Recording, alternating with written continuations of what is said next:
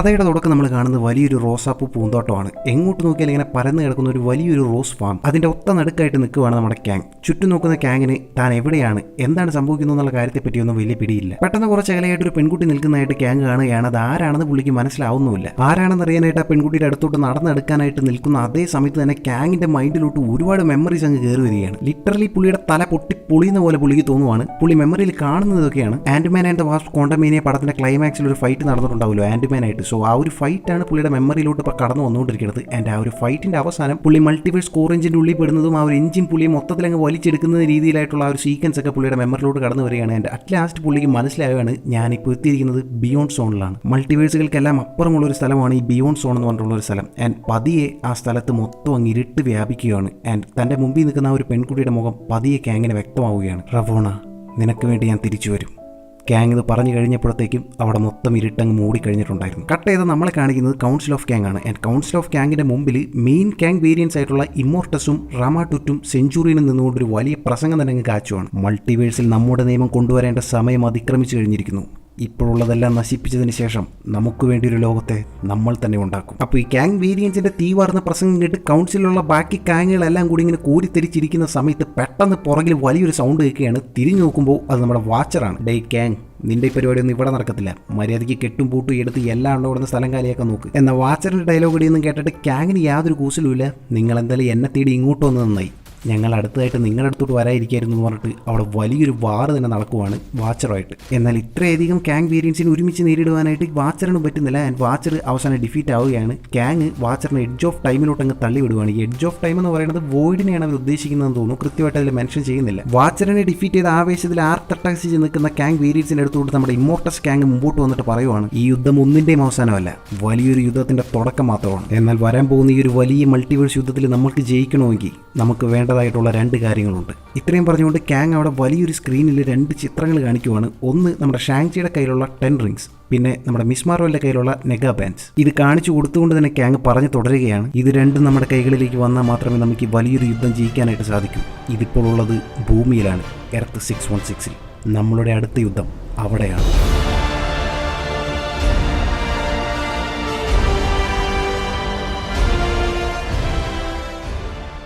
Cut ചെയ്ത് നമ്മളെ കാണിക്കുന്നത് TVA ഹെഡ്ക്വാർട്ടേഴ്സ് ആണ്. അവിടെ നമ്മുടെ ലോക്കി ഉണ്ട്. മൂപ്പരാണല്ലോ ഇപ്പോൾ മൾട്ടിവേഴ്സിന്റെ വലിയപ്പനായിട്ട് ഇരിക്കുന്നത്. സോ ലോക്കി മോബിയസിന്റെ അടുത്തും B-15 അടുത്തും കാര്യങ്ങളുടെ സീരിയസ്നെസ് വ്യക്തമാക്കിക്കൊണ്ടിരിക്കുകയാണ്. ക്യാങ് വരുന്നുണ്ടെന്നും അവന്റെ വരവ് അത്ര നല്ലതിന് വേണ്ടിയിട്ടല്ലെന്നുള്ള കാര്യങ്ങളൊക്കെ മോബിയസിന്റെ B-15 അടുത്ത് ലോക്കി വിശദീകരിച്ചുകൊണ്ടിരിക്കുകയാണ്. ആൻഡ് ഫണ്ടാസ്റ്റിക് ഫോറിന്റെ സഹായത്തോടു കൂടി ഒരു ലൈഫ് റാഫ്റ്റ് അവർ TVA ഹെഡ്ക്വാർട്ടേഴ്സിൽ ഉണ്ടാക്കിക്കൊണ്ടിരിക്കുകയാണ്. എന്ത് കാര്യത്തിനാണ് ഇപ്പോൾ ഈ ലൈഫ് റാഫ്റ്റ് ഉണ്ടാക്കുന്നത് എന്നുള്ള കാര്യങ്ങളൊക്കെ നമുക്ക് വഴിയെ പറയാം. അവിടെ നിന്ന് അങ്ങനെ നമുക്ക് ഭൂമിയിലെ വിശേഷങ്ങൾ ഇപ്പോൾ കാണിച്ചു തരികയാണ്. ഭൂമിയിൽ നമ്മുടെ ആന്റ്മാനെയാണ് ആദ്യം കാണിക്കുന്നത്, സ്കോട്ട് ലാങ്ങിനെ. പുള്ളി ഇപ്പോൾ വല്ലാത്തൊരു അവസ്ഥയിലൂടെയാണ് കടന്നു നോക്കിക്കൊണ്ടിരിക്കുന്നത്. ഹോപ്പുമായിട്ടുള്ള പുള്ളിയുടെ റിലേഷൻ ഒരു ബ്രേക്കപ്പ് മൂഡിലോട്ടൊക്കെ പോയിട്ടുണ്ട്. ആൻഡ് കാസി ലാങ് പുള്ളിയുടെ മോളുമായിട്ടുള്ള റിലേഷനും അത്ര സ്മൂത്ത് അല്ല. ഇതിനൊക്കെ പുറമെ ക്യാങ്ങുമായിട്ടുള്ള ഒരു ഫൈറ്റിന് ശേഷം പുള്ളിക്ക് വിഷനിൽ എന്തോ വലിയൊരു അപകടം ഭൂമിയെ നോക്കി വരുന്നുണ്ടെന്നും ക്യാങ് തിരിച്ചു വരുന്നുണ്ടെന്നുള്ള രീതിക്ക് പുള്ളിക്ക് കുറെ വിഷൻസും പരിപാടികളൊക്കെ വരുവാണ്. ഇതിലൊക്കെ ടെൻഷനായി ഹാപ്പി ഹോഗനെയും സാം വിൽസനെയും ഒക്കെ പുള്ളി കോൺടാക്ട് ചെയ്യാൻ ശ്രമിക്കുന്നുണ്ടെങ്കിലും ആരും അങ്ങനെ മൈൻഡ് ആക്കുന്നില്ല. സോ പുള്ളി മൊത്തത്തിൽ ഒരു ഡിപ്രഷൻ സ്റ്റേജിലോട്ട് എത്തിപ്പെട്ടിരിക്കുകയാണ്. കട്ട് ചെയ്ത് നമ്മളെ കാണിക്കുന്നത് പീറ്റർ പാർക്കറിനെയാണ്. എംപയർ സ്റ്റേറ്റ് യൂണിവേഴ്സിറ്റിയിൽ പുള്ളി ഇപ്പോൾ നൈസായിട്ട് പഠിച്ചുകൊണ്ടിരിക്കുകയാണ്. ആൻഡ് ഗസ് വാട്ട്, പുള്ളിയുടെ കൂടെ പഠിക്കുന്നത് അല്ലെങ്കിൽ പുള്ളിയുടെ ക്ലാസ്മേറ്റ് ആരാണെന്നറിയാവോ? Miles Morales. പുള്ളിയുടെ ക്ലാസ്മേറ്റ് മാത്രമല്ല ഒരു സൂപ്പർ ഹീറോ പാർട്ണർ കൂടിയാണ് മൈൽസ് മൊറാൽസ്. രണ്ടുപേരും ഒരുമിച്ചാണ് സ്പൈഡർമാൻ ആയിട്ട് ക്രൈംസിനെതിരെയൊക്കെ ഫൈറ്റ് ചെയ്തുകൊണ്ടിരിക്കുന്നത് ഇപ്പോൾ ന്യൂയോർക്ക് സിറ്റിയിൽ. പാർട്ട് ടൈം ആയിട്ട് ജോയ്സ് പിസ എന്ന് പറഞ്ഞിട്ടുള്ള ഒരു സ്ഥലത്ത് ഇപ്പോൾ രണ്ടുപേരും വർക്ക് ചെയ്യുന്നുണ്ട്. ഈ സെയിം ജോയ്സ് പിസയിലാണ് നമ്മുടെ സ്പൈഡർമാൻ 2 ടോബി മെഗറും വർക്ക് ചെയ്തുകൊണ്ടിരുന്നത്. എന്നാൽ ഈ ഒരു വർക്കിംഗ് സ്പേസിലും പീറ്റർ പാർക്കറിന് വലിയ കാര്യമായിട്ട് ശോഭിക്കാനായിട്ട് പറ്റുന്നില്ല. എന്നും ലേറ്റ് ആയിട്ടാണ് പുള്ളി പിസ ഡെലിവറി ചെയ്യുന്നത്. അവസാനം അവരെ നൈസായിട്ട് രണ്ടുപേരെയും നൈസായിട്ട് ജോലിയിൽ അങ്ങ് തൂക്കുവാണ്. അങ്ങനെ പണിയും പോയി മൊത്തത്തിൽ ഊഞ്ഞാലായിട്ട് നിൽക്കുന്ന ഒരു അവസ്ഥയിൽ ഫോൺ എടുത്ത് ഇൻസ്റ്റാഗ്രാമിൽ നോക്കി കുറച്ചു നേരം വല്ല റീൽസും തോണ്ടിക്കൊണ്ടിരിക്കുക എന്ന് പറഞ്ഞ് ഫോൺ എടുത്തപ്പോൾ അതിൽ ഫസ്റ്റ് പോസ്റ്റ് ആയിട്ട് തന്നെ കാണുന്നത് നമ്മുടെ MJ പുതിയൊരു ബോയ് ഫ്രണ്ടുമായിട്ട് നിൽക്കുന്നത്. എത്രയൊക്കെ മൂവണായി എന്നൊക്കെ പറഞ്ഞാലും ആദ്യമായിട്ട് നോക്കിയ കൊച്ചു വേറൊരുത്തിന്റെ കൂടെ നിൽക്കുന്നത് കാണുമ്പോൾ ചെറിയൊരു പടച്ചിലുണ്ടാവും. പീറ്റർ പാർക്കറിനും ആ ഒരു പടച്ചിലുണ്ടായി. പീറ്ററിന്റെ മോന്തായം കണ്ടപ്പോഴത്തേക്കും മൈൽസിന് കാര്യം മനസ്സിലായി. പുള്ളി നൈസായിട്ട് പീറ്ററിന്റെ അടുത്തോട്ട് ചെന്നിട്ട് ഈ ഒരു സിറ്റുവേഷൻ കൂളാക്കാൻ വേണ്ടി പറയുവാണ്, ഡേ പീറ്റർ, നമ്മൾ ഒരുപാട് സ്ഥലത്ത് ഒരുപാട് പേരെ രക്ഷിക്കാനായിട്ട് പോയിട്ടുണ്ട്. എന്നാൽ നമ്മളെ കാണുമ്പോൾ ആൾക്കാർക്ക് വിളിക്കാനായിട്ട് സത്യം പറഞ്ഞ ഇപ്പോൾ ഒരു പേര് പോലും ഇല്ല. സോ അതുകൊണ്ട് നമുക്ക് തന്നെ നമ്മുടെ ടീമിനൊരു പേരിട്ടാലോ? സ്പൈഡർ മൊഞ്ചൻസ്, സ്പൈഡർ ഗൈസ്, ടീം സ്പൈഡർ. ഇതിൽ ഏത് പേരാ നല്ലത്? മൈൽസിന്റെ വർത്താനം കേട്ടിട്ട് പീറ്ററും നൈസായിട്ടൊന്ന് ചിരിക്കുവാണ്. മൈൽസും അത് കണ്ടിട്ട് ഹാപ്പിയായി. എൻ്റെ പൊന്നളിയാളിനൊന്ന് ചിരിച്ചു കണ്ടല്ലോ, അത് മതി. 100 കോടി പ്രശ്നങ്ങളുണ്ടെങ്കിലും ചളിയടിച്ചായാലും ചിരിപ്പിക്കാൻ ഇങ്ങനെ ഒരു ചങ്കുണ്ടായാൽ മതി, കാര്യങ്ങളെല്ലാം സ്മൂത്താണ്. സോ രണ്ടുപേരും നൈസായിട്ട് അവരുടെ അപ്പാർട്ട്മെന്റിലോട്ട് അങ്ങ് നടന്നു പോവുകയാണ്. അവിടെ നിന്ന് അങ്ങനെ നമ്മളെ കാണിക്കുന്നത് കമലാക്കാനെയാണ്, അതായത് മിസ് മാർവൽ. മിസ് മാർവലും നമ്മുടെ ആൻഡ്മാൻ്റെ കേസിൽ പറഞ്ഞു കൂട്ട് ക്യാങ്ങിന്റെ ഓരോ വിഷൻ ഉണ്ടാവുകയാണ്. വലിയൊരു ത്രട്ട് ഭൂമിയിലോട്ട് വരുന്നു എന്നുള്ള രീതിക്ക് ഓരോ വിഷനൊക്കെ പുള്ളിയുടെ മൈൻഡിലും ഇങ്ങനെ വന്നുകൊണ്ടിരിക്കുകയാണ്. അതിനൊക്കെ പുറമെ പുള്ളിക്കാരുടെ കയ്യിലുള്ള ആ ഒരു നെഗാ ബാൻഡ് ഉണ്ടല്ലോ, അതങ്ങനെ ഗ്ലോ ചെയ്തുകൊണ്ടിരിക്കുകയാണ്. സോ എന്തോ വലിയൊരു ത്രട്ട് വരുന്നുണ്ടെന്നുള്ള കാര്യത്തിൽ സംശയമില്ലെന്ന് പുള്ളിക്കാരിക്കും ക്ലിയർ ആവുകയാണ്. മിസ് മാർവൽ നേരെ ക്യാപ്റ്റൻ മാർവലിന്റെ അടുത്തിട്ട് എന്നിട്ട് കാര്യം അവതരിപ്പിക്കുവാണ്. അതിന് ക്യാപ്റ്റൻ മാർവലും പറയുന്നു ഇതെന്തോ വലിയ പ്രശ്നമാണ്, മൾട്ടിവേഴ്സിനും ഇതിൽ ഇൻവോൾവ് ഉണ്ടെന്ന് തോന്നുന്നു. സോ അതുകൊണ്ട് നമുക്ക് മറ്റൊരാളുടെ സഹായം തേടേണ്ടി വരും. മൾട്ടിവേഴ്സിന്റെ കേസിൽ എന്തെങ്കിലും പ്രശ്നം വന്നാൽ ഇതിന് ഓടിച്ചെല്ലാനായിട്ട് ഒരാളല്ലേ ഉള്ളൂ, ഡോക്ടർ സ്ട്രേഞ്ച്. നൈസായിട്ട് രണ്ടുപേരും കമർതാജിലോട്ട് ചെല്ലുവാണ്. എന്നാൽ അവിടെ ഡോക്ടർ സ്ട്രേഞ്ച് ഉണ്ടായിരിക്കില്ല. മൾട്ടിവേഴ്സ് ഓഫ് മാഡ്നസിന്റെ ക്ലൈമാക്സിൽ ഡോക്ടർ സ്ട്രേഞ്ചും ക്ലിയും കൂടിയിട്ട് ഒരുപാട് ഡാർക്ക് ഡൈമെൻഷൻസിലോട്ടുള്ള ട്രാവൽ നടത്താനായിട്ട് പോകുന്ന രീതിയിലൊക്കെ കാണിച്ചിട്ടുണ്ടാവും. സോ ആ ഒരു ട്രാവൽ ഇതുവരെയായിട്ടും കഴിഞ്ഞിട്ടില്ല, പുള്ളി റിട്ടേൺ ആയിട്ടില്ല. എന്തായാലും അവിടെ വോങ് ഉണ്ടായിരുന്നു. വോങ്ങിന്റെ അടുത്തോട്ട് രണ്ടുപേരും കാര്യം അവതരിപ്പിക്കുവാണ്. വോങ്ങിന് സംഭവത്തിന്റെ സീരിയസ്നെസ്സും മനസ്സിലായി. ആ ഒരു ബാംഗിൾസ്, അതായത് മിസ് മാർവലിന്റെ കയ്യിലുള്ള ആ ബാംഗിൾസിന്റെ ഗ്ലോ ചെയ്യുന്നത് കാണുമ്പോൾ പുള്ളിക്ക് എന്തോ ഒന്ന് സ്ട്രൈക്ക് ആവുകയാണ്. ഇതുപോലെ തന്നെയായിരുന്നു ഷാങ്ജിയുടെ കയ്യിലുള്ള ആ ഒരു 10 റിംഗ്സും ഗ്ലോ ചെയ്തുകൊണ്ടിരുന്നത്. ആ ഒരു ഗ്ലോ ചെയ്യുന്ന ഒരു അവസ്ഥയിലൂടെ ആ ഒരു 10 റിംഗ്സ് ആർക്കും ഒരു സിഗ്നൽ കൊടുക്കുകയാണ് എന്നുള്ളൊരു നിഗമനത്തിലായിരുന്നു അവർ എത്തിയിട്ടുണ്ടായിരുന്നത്. വോങ് നേരെ ബ്രൂസ് ബാനറിനെ കോൺടാക്ട് ചെയ്യുകയാണ്. ബ്രൂസ് ബാനർ ഇപ്പോൾ അത് വെസ്റ്റ് കോസ്റ്റിലാണ്. വെസ്റ്റ് കോസ്റ്റിൽ ബ്രൂസ് ബാനറും ഷാങ്ജിയും ഷീഹൾക്കൊക്കെ കൂടിയിട്ട് ഷാങ്ജിയുടെ കയ്യിലുള്ള 10 റിംഗ്സിന്റെ ഗ്ലോയിനെ പറ്റിയിട്ടൊക്കെ ഇപ്പോൾ പഠിച്ചുകൊണ്ടിരിക്കുകയാണ്. ഇത് ആർക്കാണ് ഈ സിഗ്നൽ കൊടുക്കുന്നത്, എങ്ങോട്ടാണ്, എന്തിനാണ് കൊടുക്കുന്നത് എന്നുള്ള കാര്യങ്ങളൊക്കെ അവരിങ്ങനെ സ്റ്റഡി ചെയ്തുകൊണ്ടിരിക്കുകയാണ്. ആൻഡ് വോങ് ബ്രൂസ് ബാനറിനെ കോൺടാക്ട് ചെയ്ത് നേരെ കാര്യം അങ്ങ് പറയുവാണ്. ബ്രൂസ്, നിന്റെ കയ്യിലുള്ള 10 റിംഗ്സും അത് കൊടുക്കുന്ന സിഗ്നലും എന്തോ വലിയ പ്രശ്നത്തിലേക്കുള്ള സൂചനയാണ്. മനുഷ്യരാശി ഇന്നേ വരെ കണ്ടിട്ടുള്ളതിൽ വെച്ച് വലിയൊരു ത്രട്ട് നമ്മളെ നോക്കി വന്നുകൊണ്ടിരിക്കുകയാണ്. അതെന്താണ്, എങ്ങനെയാണ്, എവിടെ നിന്നാണെന്നുള്ള കാര്യത്തിലൊന്നും ഇപ്പോൾ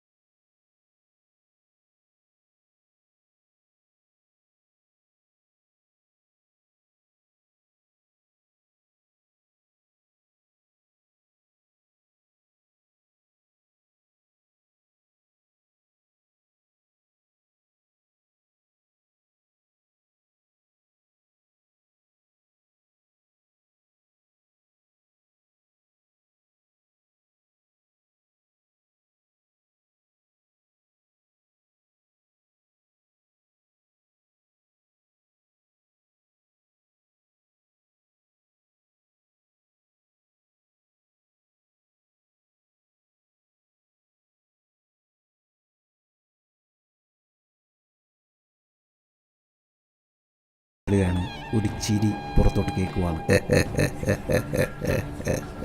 കൊള്ളാം, ഇതുവരെയുള്ള നിങ്ങളുടെ പ്രതിരോധത്തിൽ ഇതാണ് എനിക്ക് കുറച്ചെങ്കിലും ഇഷ്ടമായത്. പക്ഷേ എനിക്കെതിരെ ഇത് പോരാ. ഇതും പറഞ്ഞുകൊണ്ട് ഇമോർട്ടസ് ഗാങ് ഒരു ഒറ്റ അടിക്ക് വണ്ടർമാനെ കൊന്നു കളയുവാണ്. ആൻഡ് വണ്ടർമാൻ്റെ കയ്യിൽ നിന്നും ആ ഒരു നെഗാബാൻഡ് എടുത്ത് 2 നെഗാബാൻഡിൻ്റെ പവർ അബ്സോർബ് ചെയ്ത് ലിറ്ററലി അൺസ്റ്റോപ്പബിൾ ആയിട്ട് തന്നെ ഇപ്പോൾ ഇമോർട്ടസ് ഗാങ് മാറുവാണ്. ഇതേ സമയം നമ്മുടെ ബാക്കിയുള്ള അവഞ്ചേഴ്സ് വീണ്ടും വക്കാണ്ടയിലോട്ട് തിരിച്ചു വരുമ്പോൾ വക്കാണ്ടയും ഇപ്പം നശിച്ച് നാറാണക്കല്ലെടുത്തേക്കുവാണ്. അതെ, ഗാങ്ങും ഗാങ്ങിൻ്റെ ആർമിയും വക്കാണ്ട കണ്ടുപിടിച്ച് ആ ഒരു സ്ഥലവും അവിടെ ഉണ്ടായിരുന്ന ജനങ്ങളെയെല്ലാം കൊന്നു കളഞ്ഞേക്കുവാണ്. ആ ഒരു സ്ഥലം നിന്ന് കത്തുവാണ്. അവിടെ നിന്ന് മിച്ചമുള്ള അവഞ്ചേഴ്സ് ടീമും ജീവനോട് അവശേഷിക്കുന്ന കുറച്ച് മനുഷ്യരും കൂടെ നമ്മുടെ ടോണി സ്റ്റാർക്ക് ഇതുപോലെ ഒരു ഡൂംസ്ഡേ അവൻ്റെ മുൻകൂട്ടി കണ്ടിട്ട് ഒരു അയൺ ബങ്കർ എർത്തിൻ്റെ അടിയിൽ ഉണ്ടാക്കി വെച്ചിട്ടുണ്ടായിരുന്നു. അവിടെ എല്ലാവരും ഒത്തുകൂടുകയാണ്. എന്നാൽ ഇനി എന്ത് എന്നുള്ളൊരു ചോദ്യം അവിടെ എല്ലാവരുടെയും മനസ്സിലുണ്ടായിരുന്നു. പക്ഷേ അതിൻ്റെ ഉത്തരം ആർക്കും അറിയില്ലായിരുന്നു. അവിടെ നിന്ന് അങ്ങനെ ഇപ്പോൾ കൂടിയിരിക്കുന്ന ഗാങ് കൗൺസിലിനെയാണ് കാണിക്കുന്നത്. അവിടേക്ക് നമ്മുടെ ഇമോർട്ടസ് ഗാങ്ങും അവരെ അഡ്രസ്സ് ചെയ്യാനായിട്ട് വരികയാണ്. അപ്പോൾ അവിടെ നമ്മുടെ റമാട്ടൂട്ട് ഗാങ് സ്ട്രീറ്റ് ലെവൽ അവഞ്ചേഴ്സുമായിട്ടുള്ള ഒരു ഫൈറ്റിൻ്റെ ഇടയ്ക്ക് പുള്ളി കൊന്ന അവഞ്ചേഴ്സ് മെമ്പേഴ്സിൻ്റെ എല്ലാം തല ഒരു ട്രോഫി പോലെ ഇങ്ങനെ എടുത്തു വെച്ചേക്കുവാണ്. എന്നാൽ ഇതേ സമയം സെഞ്ചുറിയൻ ഗാങ്ങിൻ്റെ പക്കലൊന്നുമില്ല. പുള്ളിയായിരുന്നു 10 റിങ്സ് എടുക്കാനായിട്ട് ഏൽപ്പിച്ചിട്ടുണ്ടായിരുന്നു. എന്നാൽ പുള്ളിക്ക് ആ ഒരു മിഷനിൽ പരാജയപ്പെടേണ്ടി വന്നു. 10 റിങ്സ് പുള്ളിക്ക് എടുക്കാനായിട്ട് പറ്റിയില്ല. സോ ഈ ഒരു കാര്യം പറഞ്ഞുകൊണ്ട് ഇമോർട്ടസ് ഗാങ് കുറച്ച് കലിപ്പിലാണെന്നും തനിക്ക് നല്ലൊരു പണി കിട്ടാനായിട്ട് സാധ്യതയുണ്ടെന്നും മനസ്സിലാക്കിക്കൊണ്ട് കരഞ്ഞ് കാലി പിടിക്കുകയാണ് സെഞ്ചുറിയൻ ഗാങ് ഇമോർട്ടസിൻ്റെ അടുത്ത്. ഇമോർട്ടസ്, നീ എന്നോട് ക്ഷമിക്കണം. ഞാൻ എൻ്റെ പവറിൻ്റെ മാക്സിമം ശ്രമിച്ചു, പക്ഷേ എനിക്ക് പറ്റിയില്ല. എനിക്കൊരവസരം കൊടുത്താൽ അതിന് സെഞ്ചുറിയൻ ഗാങ്ങിനെ അടുത്തേക്ക് നിർത്തി തലയിൽ ഇങ്ങനെ തടവിക്കൊണ്ട് ഇമോർട്ടസ് ഗാങ് തിരിച്ചു പറയുവാണ്. നിന്റെ പവറിൻ്റെ മാക്സിമം നീ പുറത്തെടുത്തിട്ടും നിനക്ക് ഞാൻ പറഞ്ഞത് ചെയ്യാൻ സാധിച്ചില്ലെങ്കിൽ അതിനർത്ഥം ആ പവർ വെച്ചുകൊണ്ടിരിക്കാൻ നീ അർഹനല്ലെന്നാണ്. അതുകൊണ്ട് നിന്റെ ആ പവറും കൂടെ ഞാനിങ്ങെടുക്കുക. ഇത്രയും പറഞ്ഞിട്ട് ഇമോർട്ടസ് ഗാങ് സെഞ്ചുറിയൻ ഗാങ്ങിൻ്റെ പവർ മാത്രമല്ല സെഞ്ചുറിയൻ ഗാങ്ങിൻ്റെ ആ ഒരു ലൈഫ് തന്നെ അങ്ങ് അബ്സോർബ് ചെയ്യുവാണ്. ആൻഡ് സെഞ്ചുറിയൻ ഗാങ്ങും കുറേ രക്ഷപ്പെടാനായിട്ട് നോക്കുന്നുണ്ടെങ്കിൽ പോലും ഇപ്പോൾ നമ്മുടെ ഇമോർട്ടസ് ഭയങ്കര ഓപ്പോർഡായിട്ടാണ് നിൽക്കുന്നത്. ആ 2 നെഗാ ബാൻഡ് കൂടെ കിട്ടിയതോടെ ലിറ്ററലി ഇമോർട്ടസ് ഒരു സുപ്രീം വേർഷനിലോട്ട് തന്നെ പോയിട്ടുണ്ട്. ഒന്ന് തൊടാൻ പോലും പറ്റാത്ത രീതിയിൽ പവർഫുള്ളായിട്ട് മാറിയേക്കുവാണ്. ദയനീയമായിട്ട് സെഞ്ചുറിയൻ ഗാങ് അവിടെ മരിച്ചു വീഴുകയാണ്. ഞാൻ മൊത്തം ഗാങ് കൗൺസിലും ഈ ഒരു കാഴ്ച കണ്ടിട്ട് പേടിച്ച് വിറച്ചു പോവുകയാണ്. ഇമോർട്ടസ് ഗാങ് എത്രമാത്രം പവർഫുൾ ആണെന്നുള്ളൊരു കാര്യവും പുള്ളിക്കെതിരെ കളിക്കാൻ നിൽക്കുന്നത് അത്ര ബുദ്ധിയല്ല എന്നുള്ള കാര്യങ്ങളും മൊത്തം ഗാങ് കൗൺസിലും മനസ്സിലാക്കുവാണ്. ഇമോർട്ടസ് ഗാങ് മുമ്പോട്ട് വന്നിട്ട് മൊത്തം ഗാങ് കൗൺസിലിനെയും അഡ്രസ്സ് ചെയ്തുകൊണ്ട് ഒരു സ്പീച്ച് പറയുവാണ്. നമ്മുടെ യുദ്ധം പാതി വഴി പിന്നിട്ട് കഴിഞ്ഞു. ഇനി അധിക സമയമില്ല. ആ 10 റിങ്സ് കൂടെ എൻ്റെ കയ്യിലെത്തിക്കഴിഞ്ഞാൽ ഇവിടെ വരാൻ പോകുന്നത് എൻ്റെ ലോകമായിരിക്കും. ഇവിടെ നിന്നങ്ങോട്ട് ഞാൻ പറയുന്നതാണ് നിങ്ങൾക്ക് നിയമം. അതനുസരിക്കാൻ ബുദ്ധിമുട്ടുള്ളവർക്ക് ഇവൻ്റെ ഗതിയായിരിക്കും. So call me the prime gang.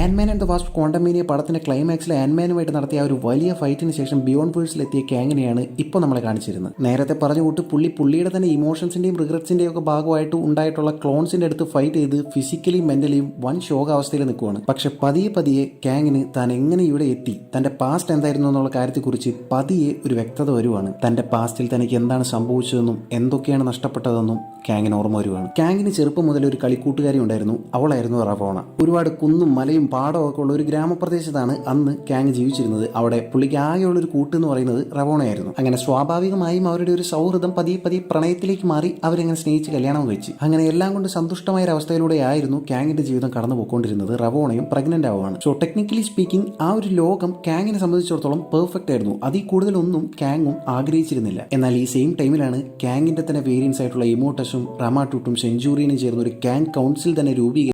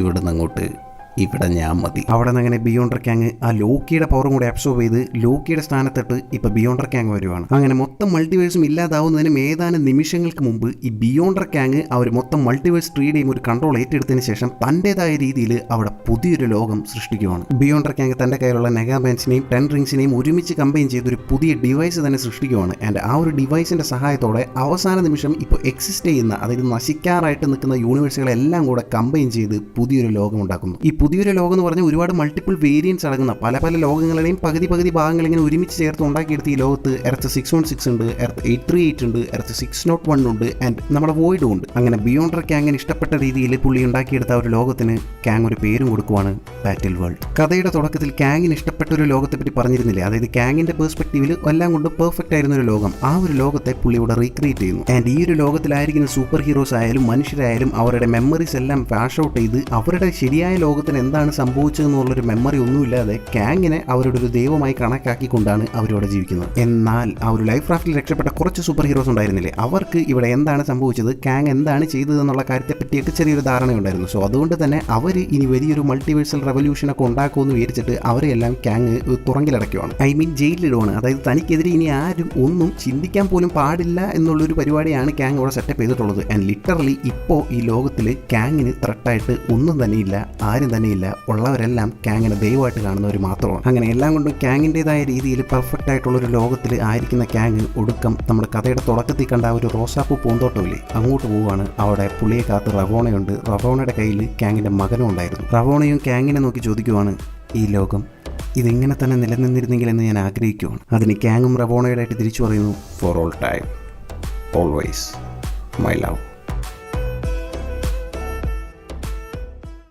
വർഷങ്ങളങ്ങനെ കടന്നുപോയി. ക്യാങ്ങിൻ്റെതായ ഭരണത്തിൽ ക്യാങ്ങിനെ എതിർക്കാൻ ആരുമില്ലാതെ ക്യാങ്ങിന് ഇഷ്ടപ്പെടുന്ന ഒരു രീതിയിൽ ആ ലോകം അങ്ങനെ മുന്നോട്ട് പോയിക്കൊണ്ടേയിരിക്കുന്നു. എന്നാൽ ഒരുപാട് വർഷങ്ങൾക്ക് ശേഷം ഇപ്പോൾ ക്യാങ് അസ്വസ്ഥനാണ്. എന്തോ ഒരു കാര്യം ആലോചിച്ച് പുള്ളിയുടെ മനസ്സ് വല്ലാതെ ഇങ്ങനെ അലട്ടിക്കൊണ്ടിരിക്കുവാണ്. ആൻഡ് റവോണയും ഇത് മനസ്സിലാക്കുന്നു. അങ്ങനെ ഒരു ദിവസം റവോണയും ക്യാങ്ങിൻ്റെ അടുത്തോട്ട് വന്നിട്ട് ഈ കാര്യം ചോദിക്കുവാണ്, എല്ലാം കൊണ്ടും സന്തോഷമായിരിക്കേണ്ട ഈ ഒരു അവസരത്തിൽ നിങ്ങൾ അസ്വസ്ഥനാണ്, എന്താണ് പ്രശ്നം? അതിന് ക്യാങ്ങും റവോണയുടെയായിട്ട് തിരിച്ചു പറയുന്നു, എനിക്കെതിരെ നിന്നവരെയെല്ലാം, എന്തിന് എനിക്കെതിരെ നിൽക്കാൻ ചിന്തിച്ചവരെ പോലും ഞാൻ തീർത്തു. ഇവിടെ ഇനി എൻ്റെ ലോകമായിരിക്കുമെന്നും എനിക്കെതിരെ നിൽക്കാൻ ആരും ധൈര്യപ്പെടില്ലെന്ന് ഞാൻ ചിന്തിച്ചു.